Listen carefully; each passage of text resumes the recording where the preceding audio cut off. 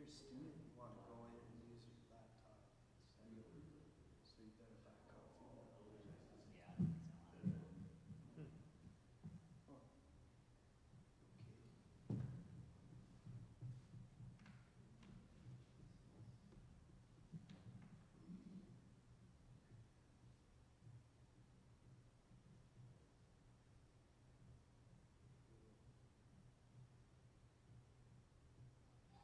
okay. That's at work, because I drive a lot all day. The only place I can't use the bathroom is Quick Trip or Quick Mart and Quick Trip. Yeah. Circle K, places like Starbucks got me accustomed. Yeah.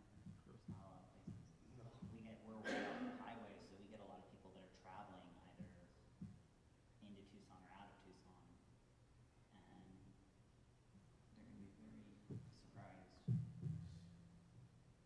Yeah, that's quite the change. I don't think it's going to last very long. There's going to be too many complaints.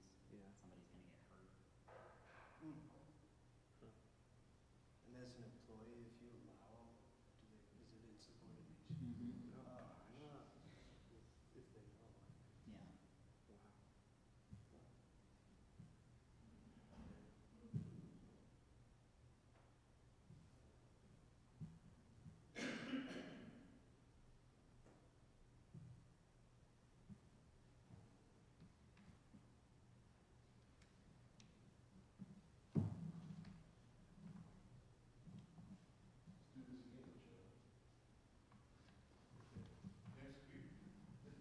Yes. Oh, gosh, yes.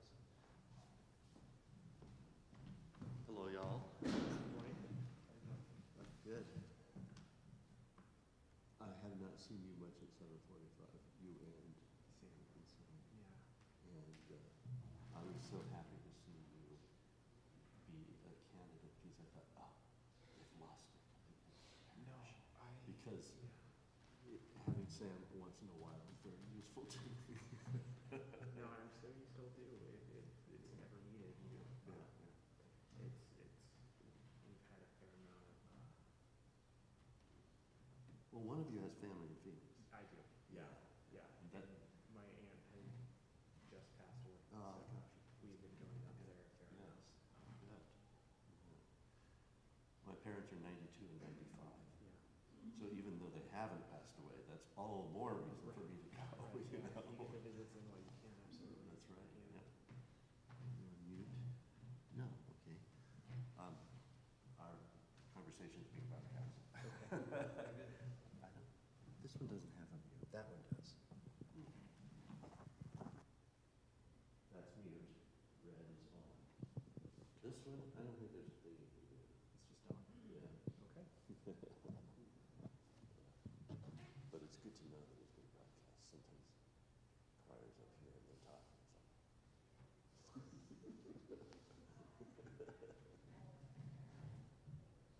Okay. And a lot of people over there, so that's good. Is that one that we usually see at the center? Just a few. Yes. Today, I think was like the most school it's been in a while. I don't know though. It was, what, 2 Sundays ago when we had 50 people at the 7:45 service? Yeah, yeah. And actually, after Christmas is always busier because we have more winter visitors after Christmas. Right. Because if you're tired of winter, and I speak as a Tucsonan who gets tired of winter in Tucson. We get our celebrations coming. Well, if you're tired of winter, spring really doesn't come soon enough. You know, so you get tired of it. So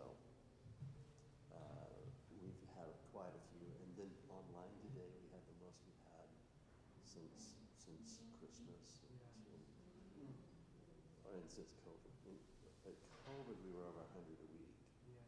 but today at 51, and it's normally 30 to 35. It's been easing up towards 40, and I just wonder if it seems to me that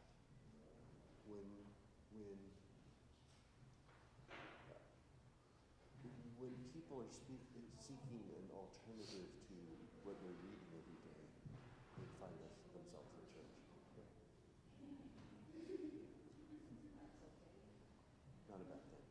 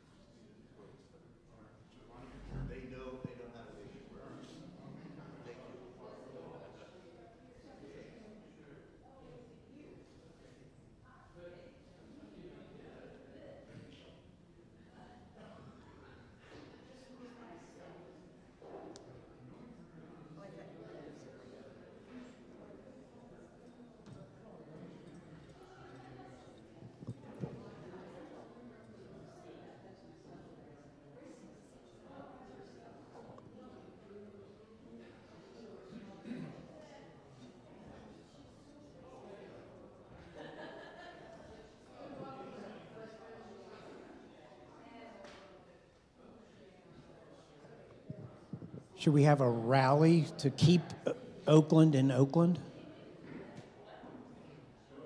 I said, should we have a rally to keep the A's in Oakland? What, man, that is, I know. That is so terrible.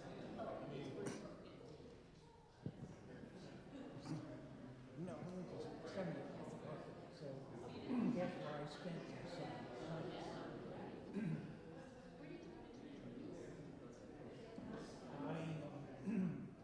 I did field at St. Cuthbert's on the hill. No way. That was my first Episcopal church. You're kidding. No, I mean, not as a kid. I went there as an adult. So when so I would have been there in 2000,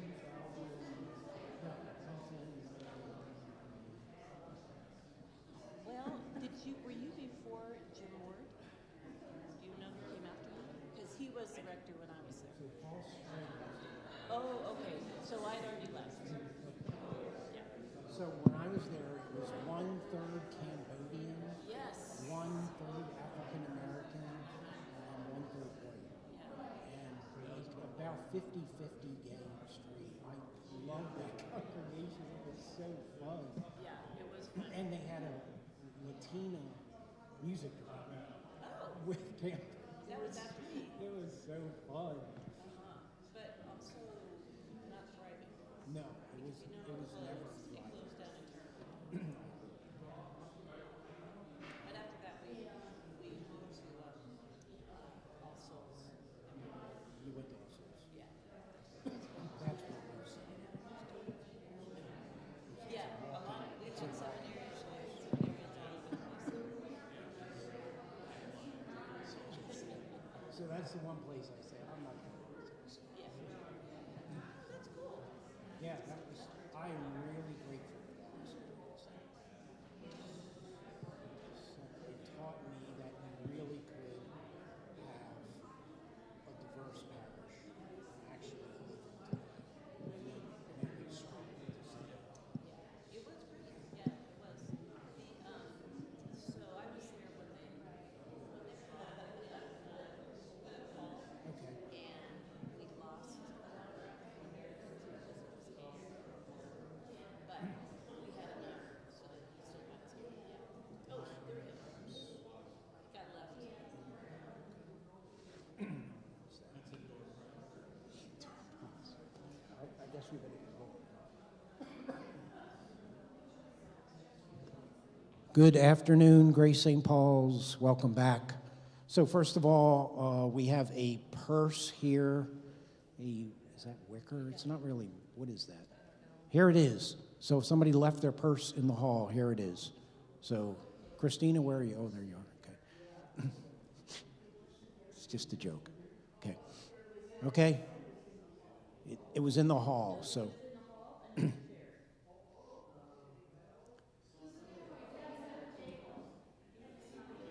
Purse? Purse? Yes? No. It is your purse? Okay. Yay! There you go, Laura. Okay. Everything's solved, ready to go. All right, folks, so before we start, I just want to do some philosophical things here really quickly, just so you understand how we got to this place.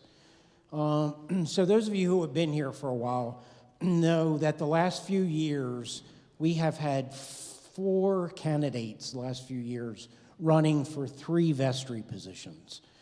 And the vestry has thought that that was really awful, to put it bluntly, that we had one person that lost, and that was always difficult for that person and for everyone in the parish, and it just made everybody feel terrible. So the vestry, and if I'm speaking out of turn here, Diane, help me, but the vestry kind of said, so we should either have exactly the number of people for the spots or way over, like 6 for the 3 spots. And we didn't get 6 people, so we have decided this year the nominating committee has decided to put up 3 candidates for 3 positions. Now, I am absolutely sure that I am going to get people saying that we've rigged the election, and you can understand that, and I get it, But, but this is, that has been so painful in the past that we decided to go this direction. I think it might be better if we had 6 for 3, but even then, people's feelings get hurt and all of that. So I don't know what you think of this, but this is what we've decided to do. And I want everybody's feedback about this for next year and for next time around, okay? But that's how we decided to get to this place. Harlan? No. Well, it's not quite that simple. There was one other potential person, but there was nowhere near enough to do a bunch more. So yeah, okay. Lisa. Okay, so that is the next thing I was going to talk about. Thank you for the great segue. All right, so that's the first thing. The second thing is, as you can plainly see, there's not a lot of people that look like women up here. So, and I guess Christian's with the kids, of course. So Christian was the chair of the nominating committee, and they asked, lots of people of both genders, of course, and it was kind of the luck of the draw. But here's the deal. Right now, we have 5 of our 6 remaining Vestry people are women. So if everybody gets elected here, we will still have 1 more woman than we do men. So I think it's okay. But that's my personal opinion. That's right. So we're doing our best to, yeah, let's not go down the white Western European male thing, but okay? So that's how we got to this place, just so you know. Patty. Oh, I just wanted to say that since anyone can nominate themselves, if people think more people should run, then perhaps they should volunteer. Daggone straight. Yep. So the other thing that you all need to know is that our bylaws do not allow people to be nominated from the floor. So, I mean, that was set that way before I came here. So you can't do that, and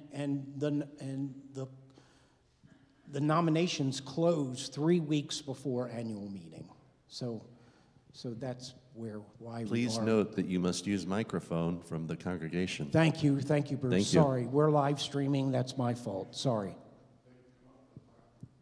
I just wanted to say as a member of the committee that Christian stood up in both services well before the 3-week cutoff and asked if there were going to be any nominations from the congregation for people. So there was an opportunity to self-nominate or nominate someone you thought would be good. We didn't get anything. And to be clear, we did have one other person come, but that's when we got into this 3, 4, back to the 4 number thing. Okay, anything else? I just want to comment that the way this process is, and I understand what you're saying, and I always feel bad when the voting happens. It's like, it discourages people from.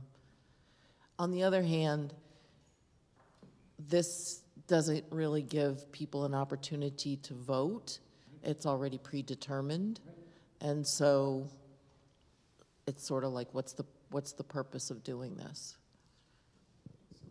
I mean, you're right, and that's why we haven't done it before. But this year we decided to go the other direction. And I got to tell you, I'm really tired of people quitting the church because they lost the vestry thing too. It's happened multiple times. So this is not ideal. I don't think it's ideal, but it may be better than having one person lose. And you're absolutely right. And I don't know what the answer is, folks. I really don't, because we've done this from both sides. Okay? So I don't know what to tell you. So give me your opinions about this, okay, Diane? My suggestion is that we all remember this, and when it comes nominating time next time, to really give a lot of thought to who you think might be good on the vestry, and to talk to that person early enough, and maybe we can get 6. Thank you, Diane. I think that would be ideal if we could pull that off. Phil? And also, it seems to me, and you've said this during our annual meetings, that quite often people leave the vestry, so the people who are not elected to be on the vestry are brought into the vestry. So that happens often too. Right, right. And that's one of the ways that we've saved this in the past is if we had 4 people and somebody leaves, we immediately go to the person that ran and ask them to stay on. Yeah,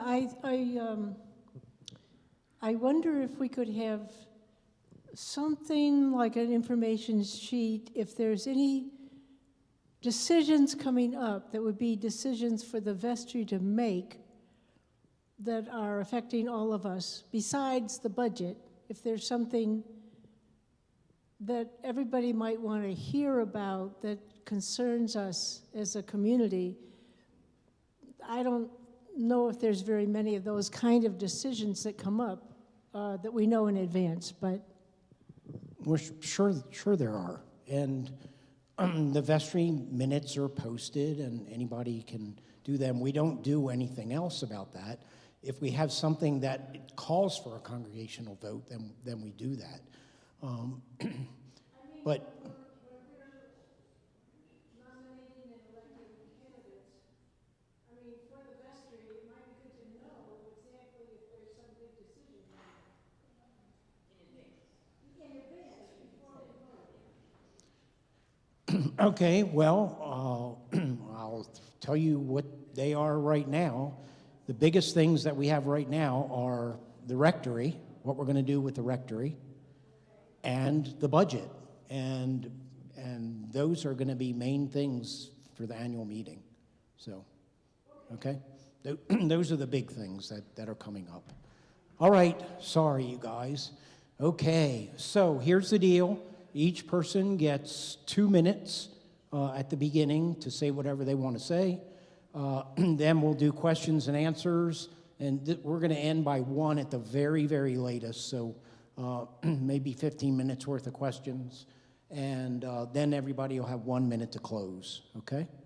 All right, but I want you to get to know these folks well, so, all right, good.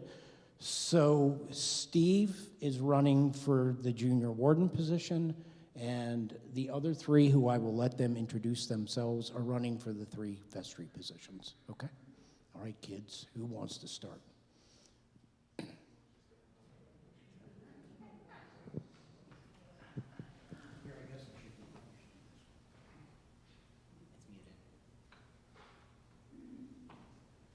muted. Yes, hello. My name is Steve Mirsky. Closer. Closer, okay. And my wife and I, Sarah, have been members here at the church for about 2.5 years, and we love it here. And I just want to be able to serve the church in some capacity. And with my experience in construction and construction management, I thought that this would be a way that I could serve this church. I don't really know the property. I don't know anything, but my vision is that we keep this infrastructure up to date, functioning for the future, right? There's going to be a future. This church isn't so much about us, it's about what we will do in the future for this community. And part of that is keeping everything in working order. And I'm up to the challenge, I think. I don't really know what's involved, but I love a good challenge, and I look forward to meeting people more. The problem is we don't really know that many people here, and I'd like to change that, and I look forward to the challenge of this. My name is Jake Smith. I've been coming to Grace St. Paul's since 2018. I've been an official member since 2021. I'm sure even with that amount of time, most of you probably do not recognize me. I am a participant in the 745 service. I've been going there.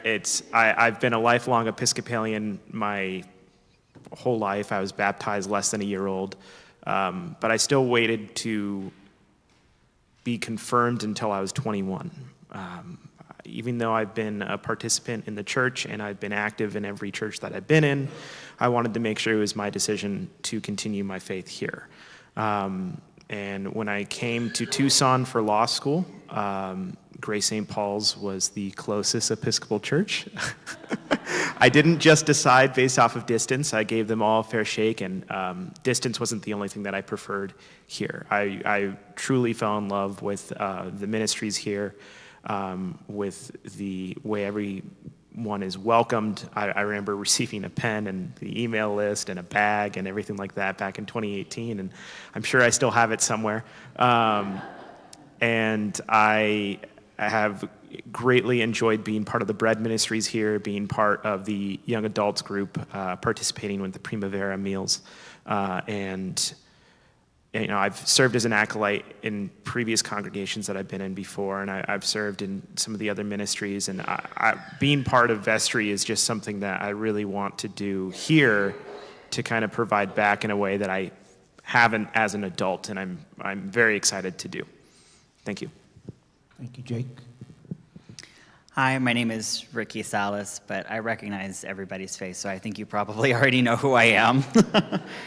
I've been coming here since fall of 2023, so within 6 months I began attending, was baptized, and confirmed. So I kind of hit the ground running. I've got my hands in just about everything else that I can do here.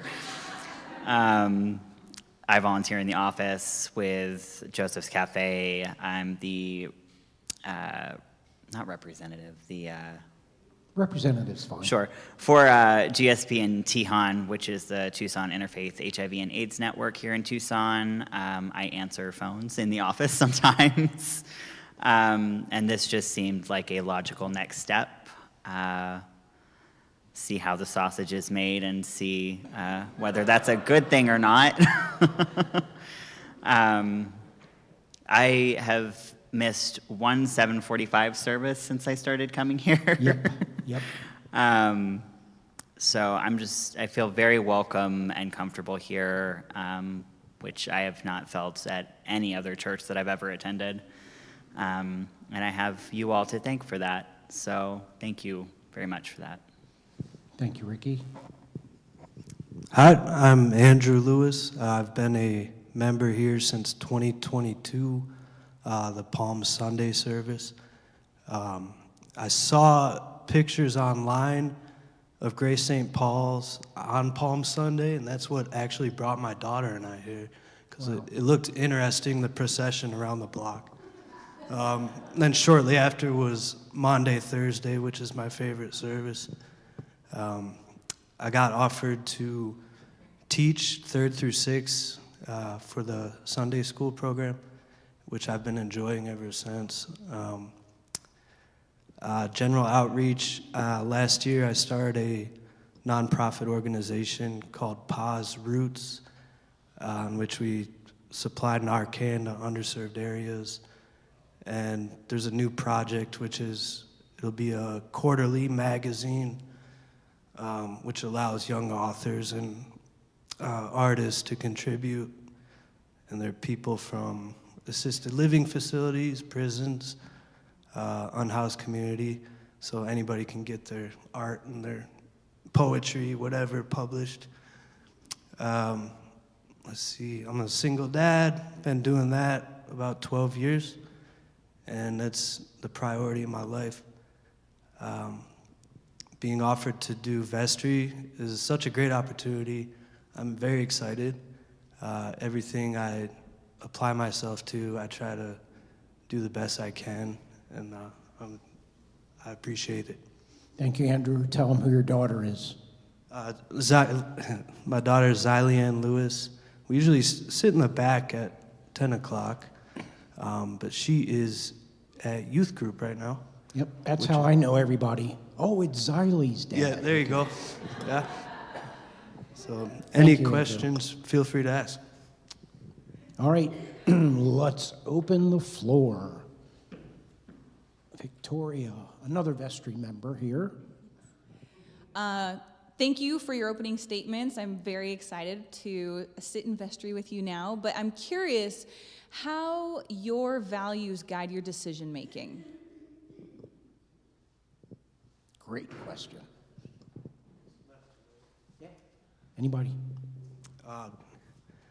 I remain objective, so I always look at both sides before making a decision. I think that's the most just way to do it. And I hope to apply that with the vestry. I guess the best way to sum that up is I have a commitment to the people in my communities, and I really put them first.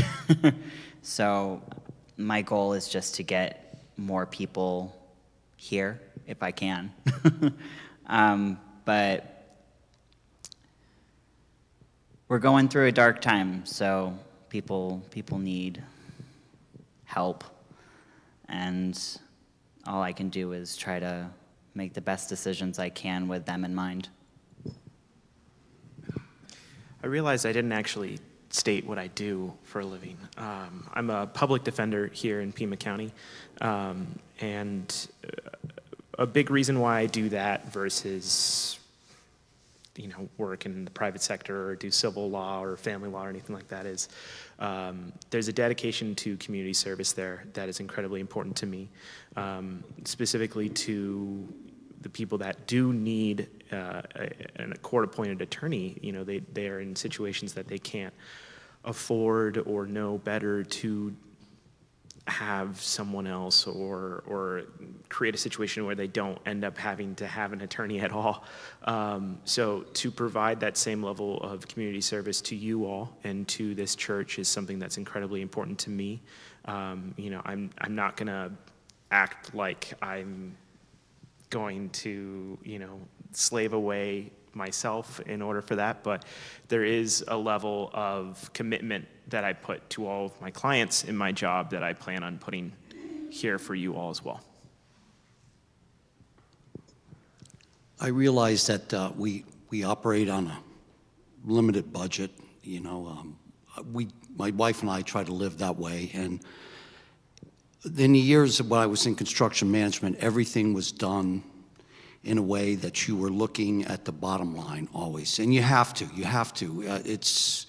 It's gotten so crazy with the price gouging and things going on that you really have to do your due diligence to make sure that everything is done in the proper way, but within the limited amount of funds that are available. And I live my life that way, and when I was in that position, that's how we functioned all the time. And that's. Thank you. Thank you all. Who's next?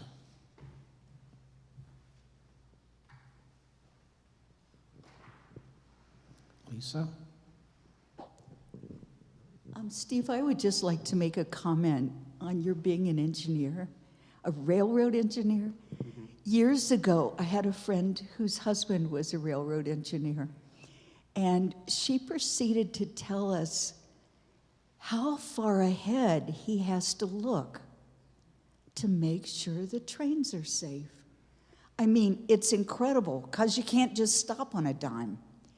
And interesting, when you were talking about the future and looking ahead. And I think that's really commendable.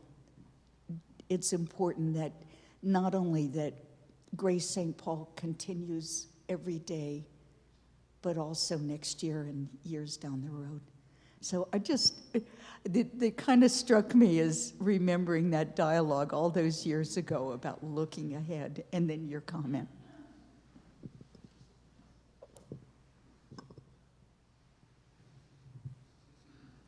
Tim? I'm just making this question up as I'm sort of talking and thinking out loud at the same time, so I'll do my best. But I came to this church because it was also near where I live. When I moved here a few years ago from Yuma. Before I was in LA in the Episcopal church there, and also when I got here, just where's the nearest Episcopal church, and this is where I came, and I'm glad. But having been in a number of Episcopal churches, I've never been in one where the topic wasn't either about finances and keeping the place afloat financially, one, two, growth, numbers, getting more people in, and three, and it seems to be three, kind of spiritual growth. Ends up being, what are we going to do for spiritual growth? Because these first things have to be taken care of first. How do you see, I'm just wondering, does anybody have any comments on, like, what order to put things in? What set of priorities? How to figure out, is it about financing? Is it about more numbers of more people? Is it about serving? Is it about pastoral care? Is it about learning our faith, that kind of thing? Does anybody have comments, stuff like that?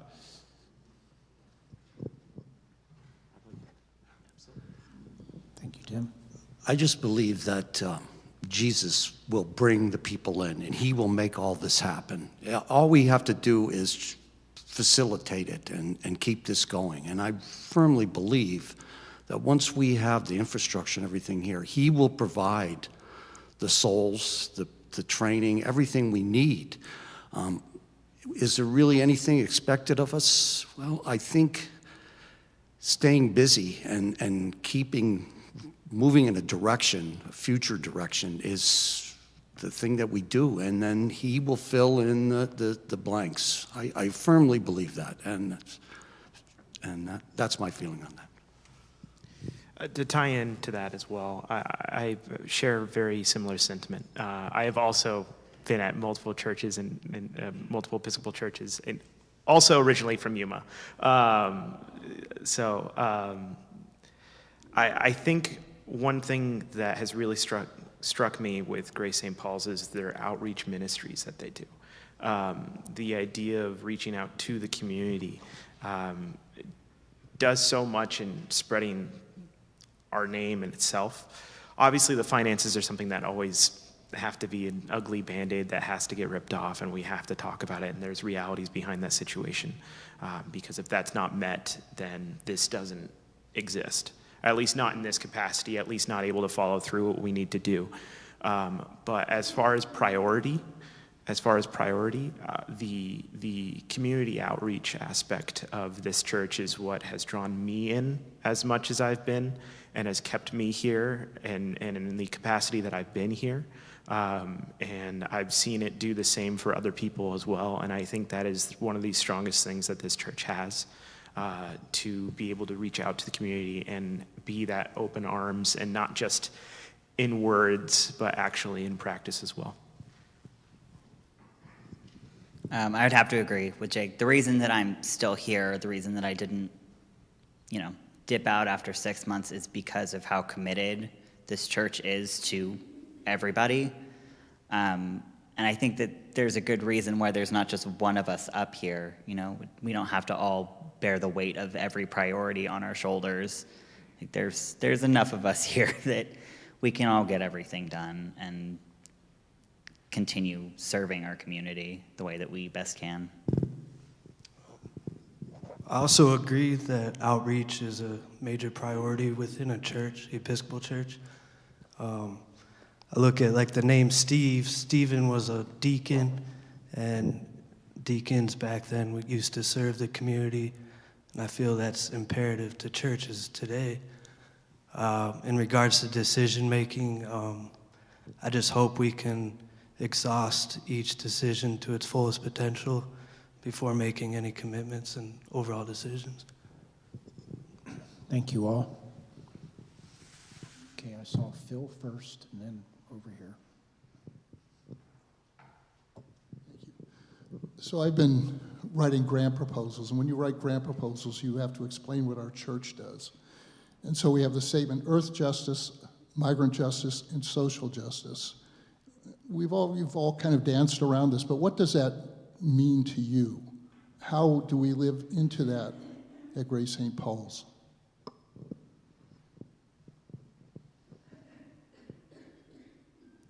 Pulling out the mission statement on you. But I do think it's evident that we do migrant justice, in which most of us know in regards to housing families, et cetera. Social justice, it seems every time the gospel is translated here on Sunday, it's in regards to what's going on socially, economically, and huge with environment, which would be earth justice. I mean, I don't know many churches that have a creation season, and that hits huge on the earth justice.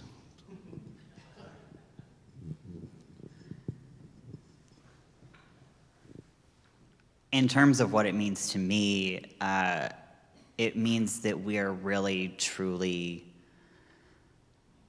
caring about the least of us in terms of what the government thinks anyways.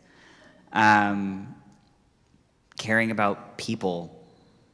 I mean, we're all just people, and borders are just silly little lines on a map. And all we can do is continue to fight and care for each other, and that includes the migrants that are coming into the country. That includes the people whose rights are being taken away every day.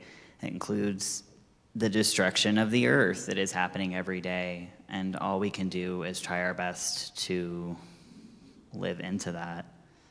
I mean, we may not be here for very much longer, but the earth will be, and if we don't continue to take care of it and its people, I mean, what is the point?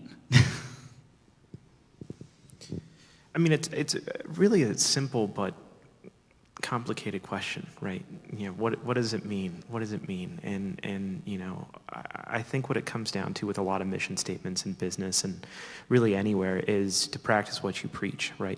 And that's quite literal here, because this is, you know, what the preachings that we hear every Sunday are. You know, the season of creation is something that I've still kind of taken a little bit to get used to. You know, using that part of the calendar is a little ingrained differently for me with my history, but to see that dedication and to have our sermons be delivered with such vigor and intensity and truth behind their words. And I don't know exactly what it looks like, and that's where I'm having difficulty in your question. And it's a great question. I don't have any problem with the question itself, but rather, it really comes down to more than us as vestry members, more than what's said on Sunday, but rather what we all actually practice beyond just when we're here for an hour or two. And I think we all come back here every Sunday because we agree with what's being said. Otherwise, there are plenty of other churches for us to go to, even if they're not the closest. And the idea that we are providing a space, specifically a spiritual space for those that may share those values or are willing to hear those values and maybe change their positions on certain things, is something that's paramount to Grace St. Paul's. And I apologize because I still feel like I'm not addressing the question directly, but it's something that I think is incredibly important towards the actual mission statement here. I think our migrant justice is very apparent on itself just in actual practice, but as for the other two, it's a little bit more cerebral beyond that. But that's what it means to me. Yeah, I agree with Jake on this. There's a lot of churches we could all go to, and we picked this we've chosen this church because of the mission statement, and I believe in that mission statement, that the earth and migrants and the least of us are the most important. And by being here, to me, is my acceptance of that and wanting to be a part of that. There's lots of places you could go, but this is where we've been drawn to, and this is where I feel like I want to be, and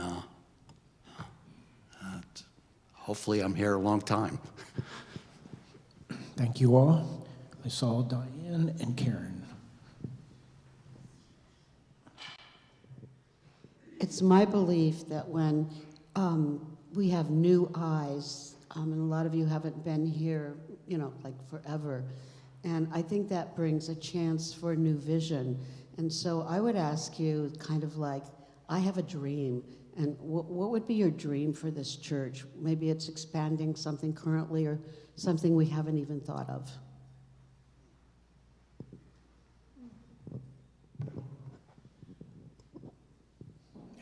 The dream question, yes.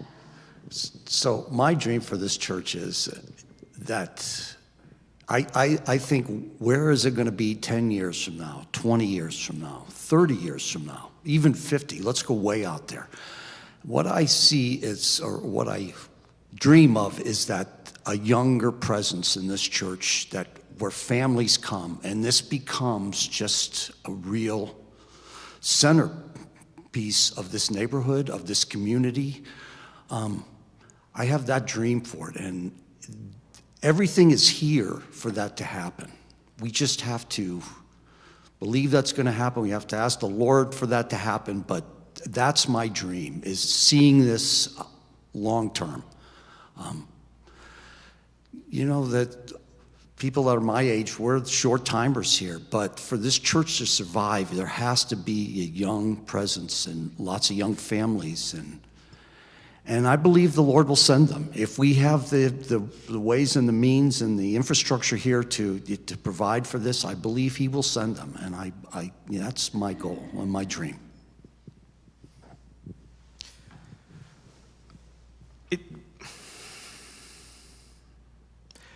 Burnout is a word that I'm thinking of.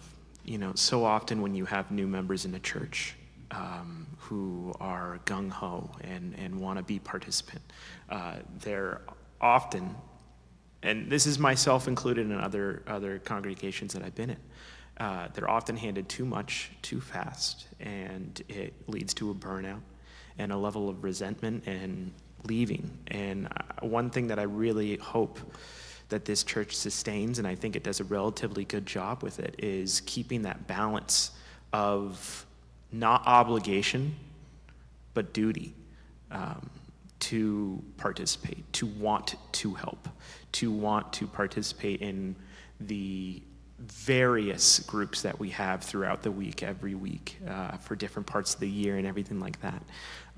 So the wish that I would have, the dream that I would have, is not just for all of those to be able to continue in force, but to be able to kind of hand that over to the next person when someone is ready, or is feeling too much weight on their shoulders, because we are still all human through everything that we do here, and avoiding that burnout.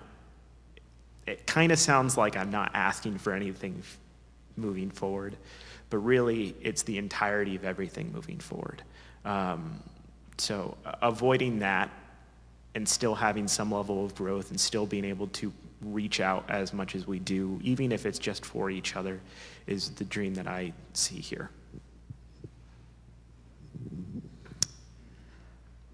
I do agree with Steve. I do think that we need more of a younger presence here, just for the future.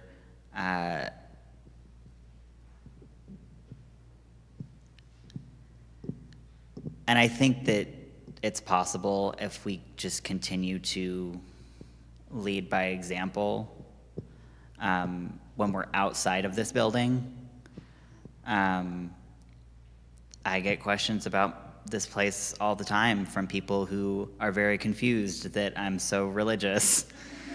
And I don't think that people realize that church isn't this bad, scary place where people yell at you and tell you that you're not good enough. And I think that if we just continue to lead by example, as I'm sure you all do, people will come. People will show up. I don't think we have to scramble or freak out about it. I think if we just continue to do what we do and our outreach into the community, I think we'll be okay. I just think that we have to actually be committed to everything that we say within this building. My dream for the church would be longevity of it.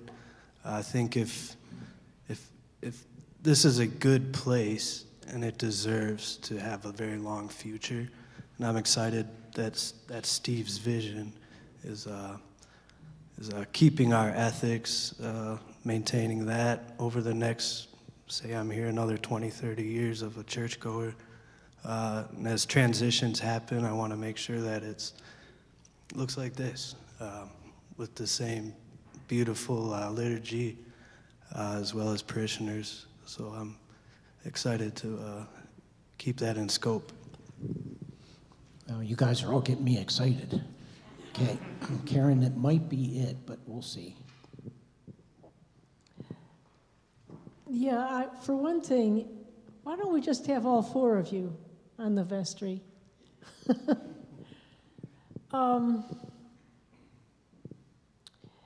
So this is sort of about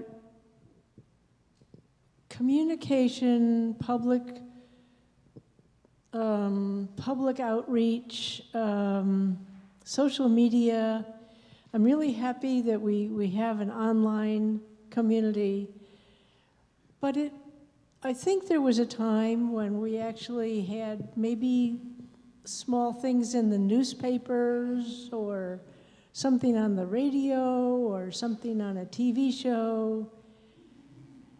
I think, especially since there are people who still think that churches, and there are still churches who do yell and scream at you and tell you you aren't good enough or right.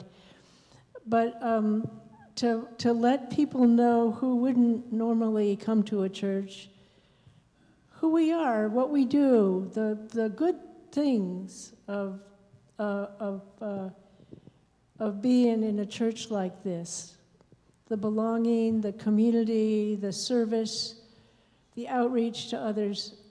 So, and I think younger people know more about how to deal with social media than I do, that's for sure. So anyway, my question is, and I don't know how much the vestry would be involved in this, but just what your ideas might be about using social media to reach, to be part of the larger community that isn't part of this particular church.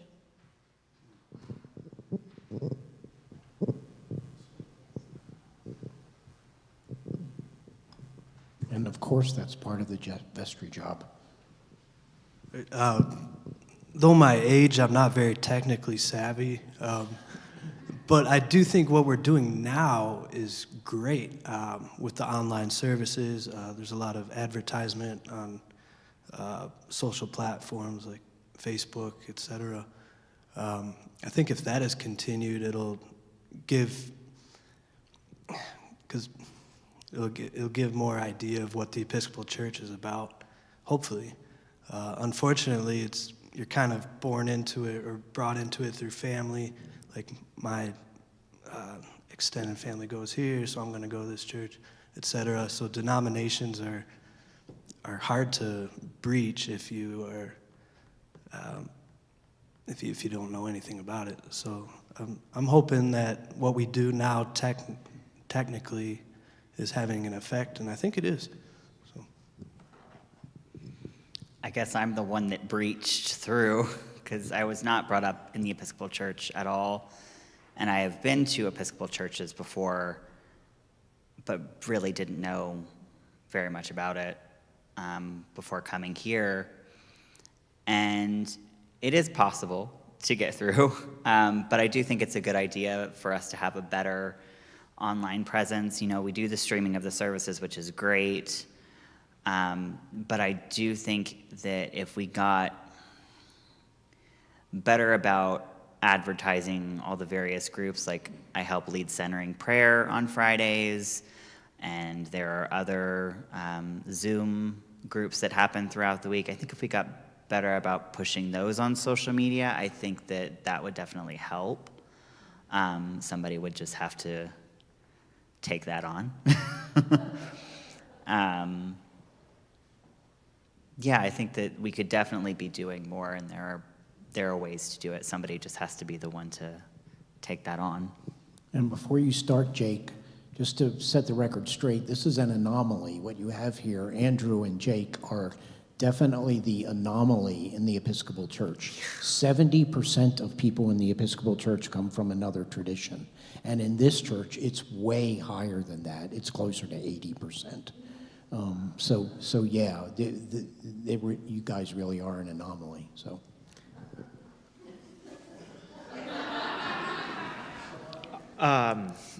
To get back to your question, I'll have a moment of humility and say, I don't know. I don't know. I don't know is my answer to that question. Social media is something that is so different for everyone and is so quickly evolving that I don't have an answer for that right now. But what I do have is ears to keep in mind and to hear others on what their suggestions are. So I'm sorry that I don't have an answer to that question right now. I really wish I did, but it's not something that I disagree with the idea behind the question at all. I'd be more than happy to discuss that further and what that could look like, given it be one person's obligation or something that people sign up for. But I don't know right now. I'm so sorry. To speak to your point on the mainstream media and all, I think what Bishop Buddy did at the National Cathedral spoke volumes for the Episcopalian Church. And this is what needs to happen. We need to speak truth to power. When we have the chance, we have to speak. And she nailed it. I don't know much about social media. I don't participate. But I know that right there, it made me proud to say I was Episcopal, Episcopalian. That was a wonderful, wonderful thing that she did. And it was all truth. Yeah. Okay, I'm conscious of time here. Are you guys okay? I was really not going to do another question, but you guys have to go. You're making faces at me. Okay. This is really not a question, but I really want to put it to you and everyone else who happens to be in this room who's on the vestry.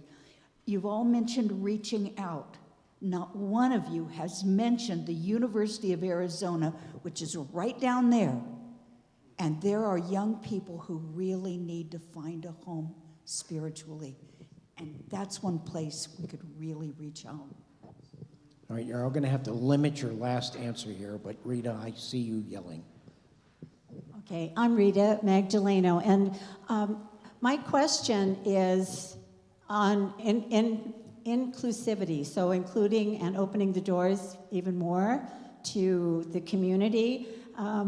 So Grace St. Paul's Episcopal Church will be a spiritual home, quote unquote, open to all. And if funds were unlimited, what would be the name of your project to create more inclusivity?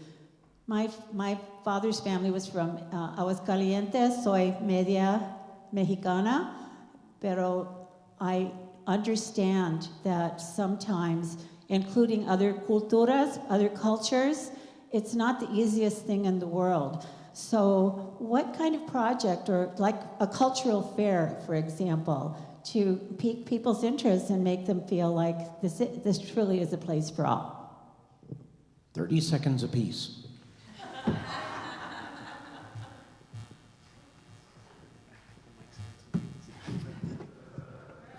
I really don't have an answer to that. I haven't really given that any thought, but that is an interesting concept. If you had unlimited funds, what would you do? Man, I kind of at a loss. It's really difficult to have an idea of what's proactive and what's reactive when being inclusive. There's certainly a level of performativeness that can come across if the people that you're trying to be inclusive to are not actually in the spaces. I do think one thing that we do right now well is trying to include various versions of readings, translations.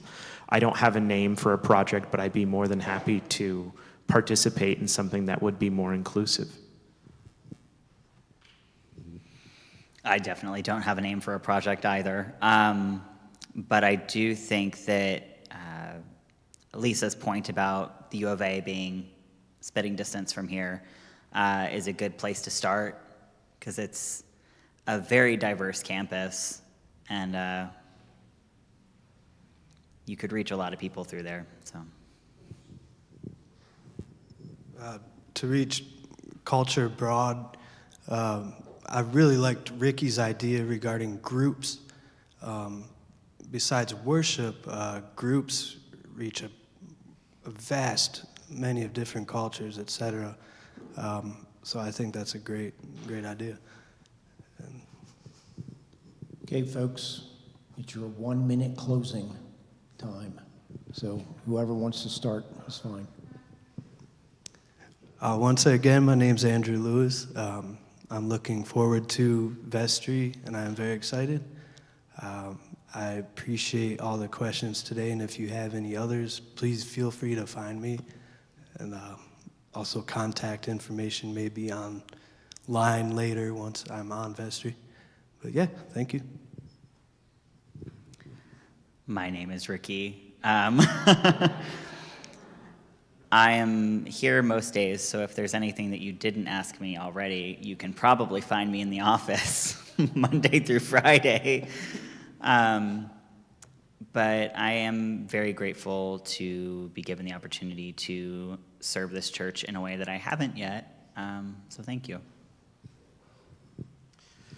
Once again, my name is Jake Smith. I know for a fair amount of you, this was your first time really hearing from me, and I appreciate your time today. I know you don't have a choice but to have me be as a member of your vestry, so I apologize for that, given that you don't know me very well, but I hope you trust in the fact that I do deeply care about this congregation and this church, and I'm very excited to be part of Vestry and to support it and you further. Thank you. My name is Steve Mirsky, and I look forward to getting to know more people here. I just really haven't, in the 2 years I've been here, really haven't gotten to know as many people as I would like to. And that's what I look forward to, and I look forward to doing the best job that I can for you. So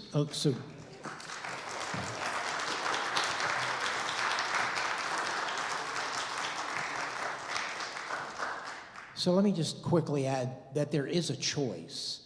I mean, at annual meeting, if you say we don't like this slate of people, then we just start over, and we would have to have another annual meeting. So there is.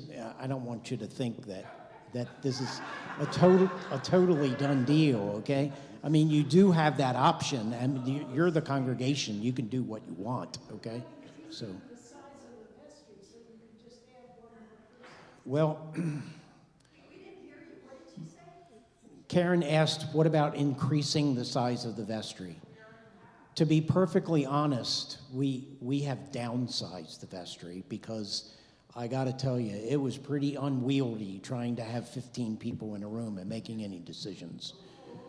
So we decided a few years ago to cut the vestry back to 9 people. So it's 9 plus junior warden, senior warden, and the rector. So it's already 12 people. And more than that, we found to be really unwieldy. So. Well, 12 is the spiritual number. There you go. Thank you all for doing this. Thank you for. And we will see you all next week at annual meeting right here at noon. All right? Thank you all. Thanks for being here. I